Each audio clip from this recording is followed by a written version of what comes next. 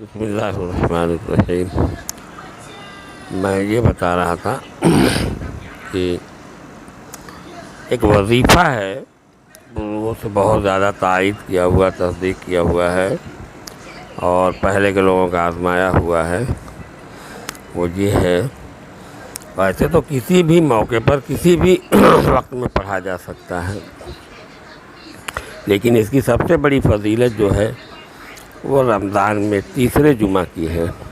اگر اللہ تبارک تعالیٰ حیات تندرستی دے اور تیسرا جمعہ ملے، جیسے کل مل رہا ہے، جمعہ کے دن پورے دن میں کبھی بھی اس وظیفے کو کیا جائے، اللہ سے دعا کی جائے، اللہ تعالیٰ بڑے سے بڑے مرض کو ٹال دیتے ہیں انسان کے جسم سے، ٹھیک ہے۔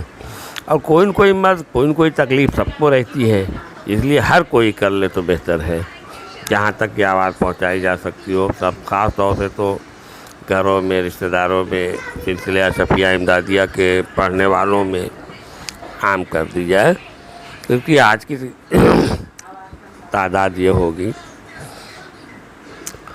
کہ درود ابراہیم 11 بار،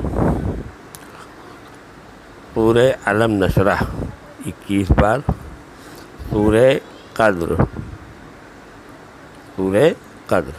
انا انزلناہ فی لیلۃ القدر وما ادراک ما لیلۃ القدر، یہ دونوں صورتیں 21 بار پڑھی جائیں، اور پھر درود ابراہیم 11 بار، یعنی اول آخر درود ابراہیمی 11 بار ہو گیا، اور 21 بار سورہ قدر اور سورہ علم نشرح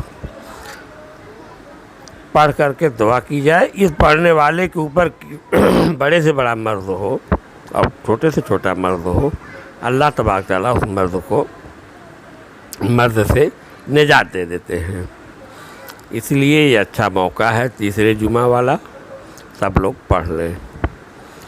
خاص طور سے سبھی بچے بچیاں اور پڑھنے والے جو خانقاہ کے ہیں وہ لوگ، سارے لوگ اسے پڑھ لیں کل جمعہ کے دن کسی بھی وقت، ٹھیک ہے۔ اللہ حافظ۔